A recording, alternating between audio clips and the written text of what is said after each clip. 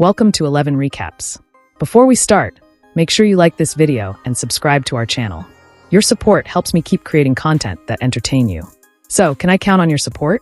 Thank you for subscribing. Let's get started. This harrowing narrative commences within the depths of the Roman Colosseum's dungeons, a realm where even the sunlight dared not penetrate. The stone walls were enshrouded in dark moss and dried blood, mute witnesses to the anguished cries that once reverberated within. The ground was slick with moisture, mingled with remnants of vomit, excrement, and tears. The atmosphere was suffocating, heavy with an intolerable odor of death and hopelessness.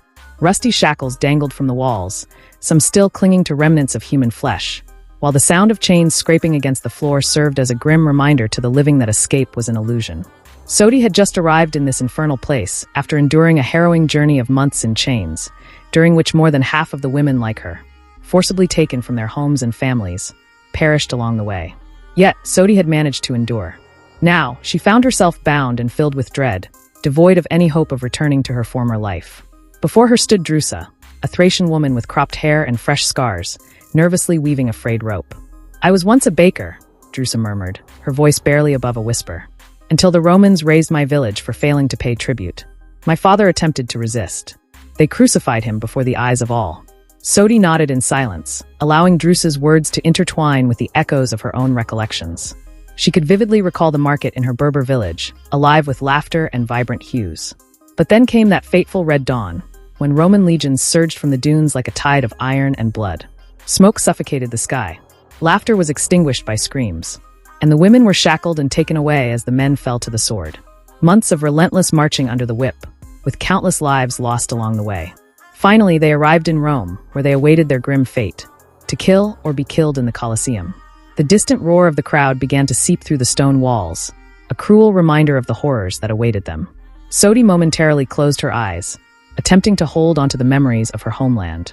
Yet, she understood that those days of freedom were lost, buried under the oppressive weight of chains and Roman steel.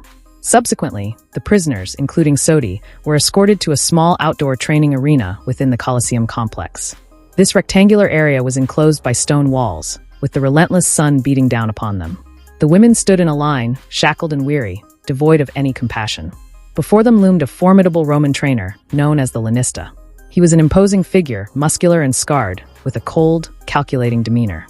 Clad in a short, soiled tunic, his voice resonated throughout the arena as he outlined what lay ahead. "Listen closely," he commanded, pacing deliberately in front of the line of women. "Starting tomorrow, you will undergo training as gladiators. Some of you will perish in the process. Others will meet their end in the arena. However, if you endure, you may attain what now seems unattainable, freedom." The Lanista halted before Sodi. She met his gaze unwaveringly, despite her exhaustion and trembling hands. Sodi was still dressed in her Berber attire, a long tunic, worn from travel, crafted from coarse wool and dyed in ochre hues that once represented her liberty. The Lanista scrutinized her with disdain, as if her clothing were a personal insult. Without uttering a word, he advanced toward her, seized the collar of her tunic with both hands, and tore it apart in one swift motion. The sound of the ripping fabric pierced the air, shattering the silence like a whip crack. Sodi remained motionless, holding her breath as the Lanista left her vulnerable. Beneath the tunic, she now wore a fitted dark blue top and a dark red skirt, nearly cherry-colored, both equally soiled and tattered. The Lanista disdainfully discarded the remnants of her tunic onto the ground, treating it as refuse. His gaze roamed over Sodi's body, evaluating her as if she were livestock on display. He growls, indicating the tattered cloth on the ground. "You will not require that here. This is Rome, and your past holds no significance in this place." He observes her in silence for a brief moment, taking note of her erect posture and resolute expression. "You," he states, directing a thick, scarred finger toward her. "Do you believe you can endure here?" Sodi hesitates before responding. Her breathing is deliberate and measured, her green eyes radiating resolve despite the oppressive heat. At last, in a calm yet firm tone, she answers, "I do not require your approval to attempt this." The other captives hold their breath, anticipating a violent outburst. However, the Lanista refrains from striking Sodi. Instead, a chilling, calculated smile appears on his face. "I find you intriguing," he remarks, before resuming his inspection. In a harsh and unforgiving tone, the Lanista cautions them to make the most of the protein in the snake meat they will consume for dinner, as they will need every bit of strength for the grueling training that lies ahead. 3 months, he growls, 3 months filled with blood, sweat, and shattered bones before some of you can present yourselves to the grand Roman audience. But remember, Only the finest fighters will reach the Colosseum arena before the Roman populace. The rest will not survive. Once his address concludes, the prisoners are led back to their underground cells. Sodi walks slowly yet purposefully, feeling the chains digging into her wrists and ankles as the Lanista's ominous words resonate in her mind. In the dimness of the cell, Drusa is already present, seated on the damp floor, nervously weaving a rope with trembling fingers.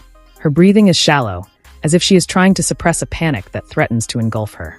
Sodi lowers herself beside her, her green eyes fixed on the ground, while her mind races with determination. They are acutely aware that the journey ahead will be harsh and unforgiving, yet they also recognize that their unity may provide the fortitude necessary to persevere. The stillness shared between Sodi and Drusa is interrupted by the sudden appearance of a Roman soldier at the cell's entrance. He carelessly throws 2 wooden bowls onto the floor before them. One bowl collides with Sodi's foot, while the other glides to a stop near Drusa. The contents within are a grayish, gelatinous substance, snake meat. Sodi gazes at the bowl for a brief moment, her lips tightly pressed together. Without uttering a single word, she lifts the bowl and begins to consume its contents. Her jaw moves deliberately, as if compelling herself to swallow each morsel. Drusa observes Sodi for a few moments before she too reaches for her bowl. Her hands quiver as she raises it to her lips, yet she does not hesitate. The 2 women eat in silence, avoiding eye contact and refraining from conversation. Their expressions reveal neither enjoyment nor revulsion. Instead, there is a stark, calculated acceptance. Once they have finished, Sodi lets her bowl fall to the ground with a dull thud. She wipes her mouth with the back of her hand and leans against the damp wall. Drusa mirrors her actions, placing her bowl aside. Neither woman speaks. The flickering torchlight casts elongated shadows across the stone walls. Tomorrow will bring another day, and both understand that they cannot afford to waver. At dawn, the prisoners are abruptly roused by Roman guards. They are escorted to the training arena, where the Lanista awaits them, his expression cold and indifferent. "The first step toward survival," he growls, gesturing toward a heap of enormous stones in the center of the arena. "Drag them to the other side. If they fail to comply, they will face starvation." The women exchange glances of incredulity. The stones are burdensome, nearly unmanageable for individuals in their present state. However, they have no alternative. One by one, they begin to push the stones with all their might. Sodi and Drusa collaborate in their efforts. The captives practice with wooden swords and damaged shields, acquiring fundamental combat skills. Many sustain cuts and bruises, yet the Lanista remains devoid of empathy. It is in this environment that an African gladiator, tall and robust, begins to emerge prominently. Her deadly technique instills fear in all. Her name is Amina, and her demeanor, brimming with confidence and aggression, signals that she will show no leniency to anyone, not even Sodi.